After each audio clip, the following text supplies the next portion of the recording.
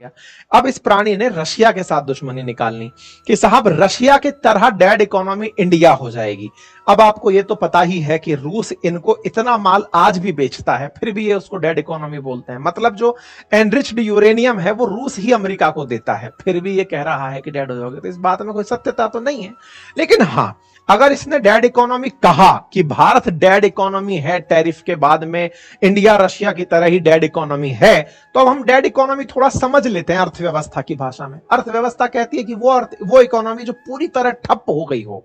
क्योंकि अगर हमको डेड इकोनॉमी बोल रहा है तो ये युगांडा हुआ और ये सब अफगानिस्तान हुए, इनको कहां ही रखोगे? मतलब ये इन इकोनॉमीज को कहां ही मानोगे जिनके अंदर ये कोलैप्स की स्थिति, जैसे श्रीलंका पलट ही मार गया था, पाकिस्तान डेट में ही डूब गया था, इनको कहां रखोगे? पर कुछ नहीं साहब, इसने हमें डेड इकोनॉमी कह दिया है।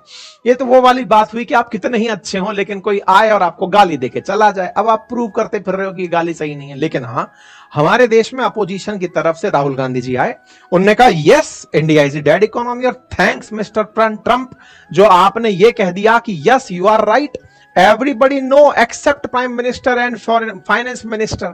हर आदमी जाता है कि इंडिया की इकोनॉमी डेड इकोनॉमी है। आप भी जानते हो तो कमेंट में बताइएगा भाई, क्योंकि मतलब राहुल गांधी जी का ऐसा मानना है, हर आदमी जानता है। और साथ में इन्होंने यह कहा कि इंडिया इकोनॉमी डेड इकोनॉमी है। प्रेसिडेंट ट्रंप ने फैक्ट बता दिया है और एंटायर वर्ल्ड को पता चल गया है कि इंडिया डेड इकोनॉमी है। तो भाई मर गया हो और लाश छुपा के रखी हो भारत सरकार ने, तो अब अगली मांग यही होनी चाहिए कि वो जो मृत पड़ी अर्थव्यवस्था है उसे सबको दिखाया जाए। क्योंकि अब तो भाई विपक्ष भी ये कह रहा है कि भारत डेड इकोनॉमी है। तो भाई साहब मांग होनी चाहिए कि हमारी डेड इकोनॉमी की जो पड़ी हुई लाश है, जो कब्र में पड़ी है, उसे निकाल कर लाया जाए। कहीं छुपा रखा है साहब आपने, हमारी मांग है अभी। अब ऐसे में वर्ल्ड इकोनॉमी के अगर हिसाब से हम बात करें तो अब देखते हैं डेड कहां है। अब खोदते हैं, कब्र खोदते हैं अपन के, डेड इकोनॉमी कहां है इंडिया की, आइए खोजते हैं। अगर हम वर्ल्ड के अंदर वर्ल्ड इकोनॉमी बाई कंट्रीज के हिसाब से चलते हैं तो इमर्जिंग और डेवलपिंग एशिया के अंदर जो कंट्रीज हैं उनमें चाइना के बाद दूसरे नंबर पर इंडिया आता है। अगर ये डेड होने का प्रमाण है तो भाई साहब इसका मतलब कब्र आपकी अच्छी रही होगी। इसके अलावा अगर हम बात करें वर्ल्ड इकोनॉमिक लीग के अंदर largest economies in world by GDP and share of global economic growth के आधार पर, तो साहब आपके सामने है 30 टॉप इकोनॉमीज की बातें जो जीडीपी नॉमिनल के आधार पर हैं।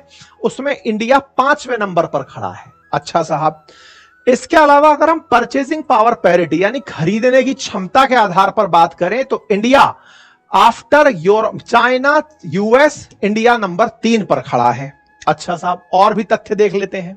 अगर लार्जेस्ट इकोनॉमी नॉमिनल जीडीपी के ऊपर अगर हम बात करें, जीडीपी ही है पैमाना नापने का कि अर्थव्यवस्था में क्या चल रहा है, तो यह सच है कि 1980 तक हम मरे ही थे, क्योंकि हम टॉप 20 में कहीं नहीं थे। पर हो सकता है इसे मरना नहीं कहा जाता हो, स्वर्ग में रहना कहा जाता हो, कब्र में नहीं।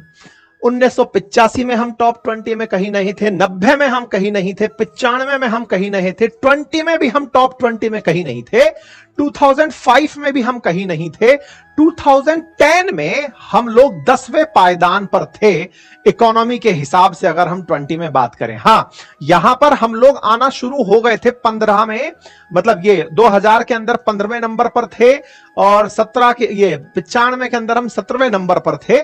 इस तरह से हम लोग उठते हुए जा रहे थे। टॉप 10 में आकर टिके हम 2010 में।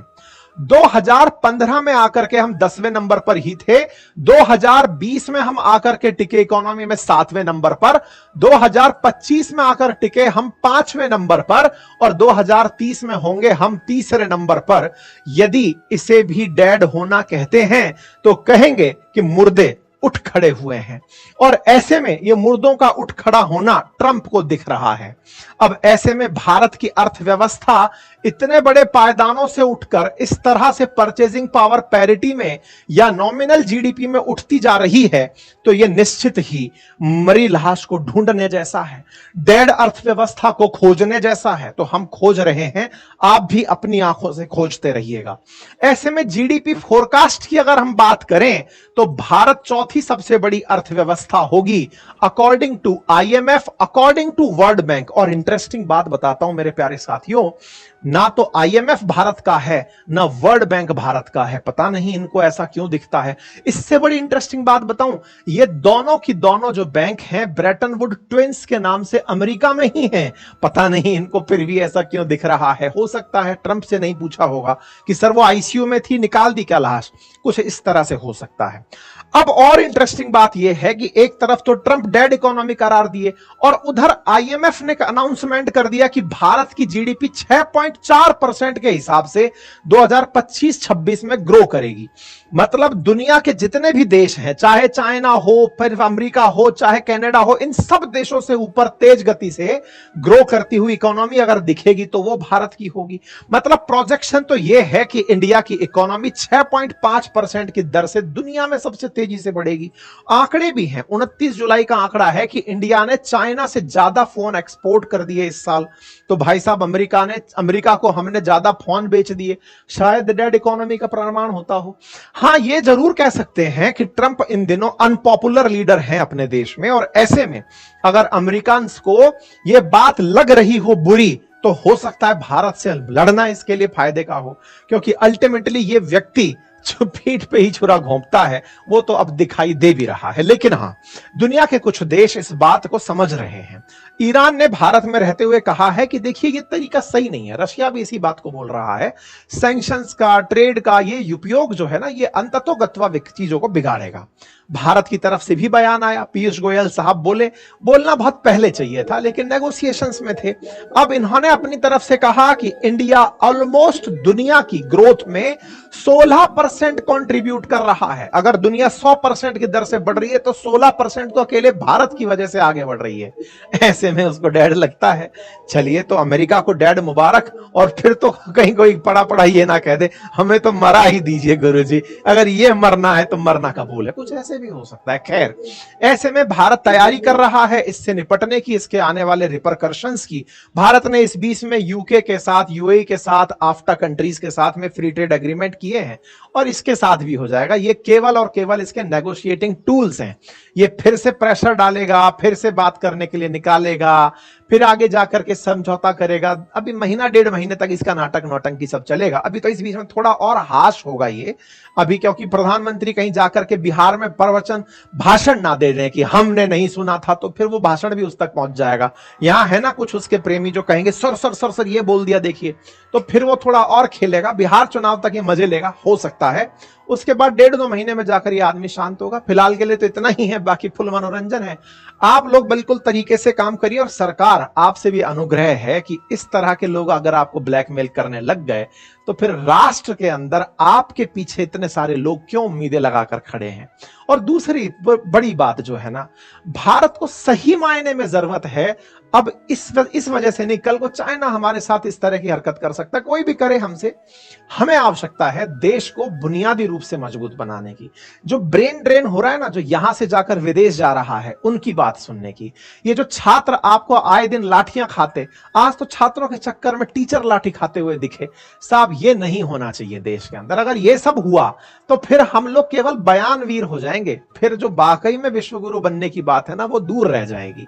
है तो ऐसे में आवश्यकता है कि जो हमारे बुद्धिजीवी अमेरिका में बैठे हैं वो भी अपना मुखड़ा खोलें और भारत के हित में अपने बातें रखें।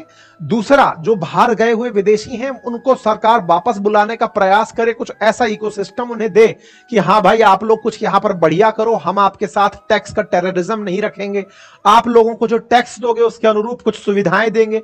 सरकार को आवश्यकता है आमूलचूल रूप से शरीर को स्वस्थ करने की।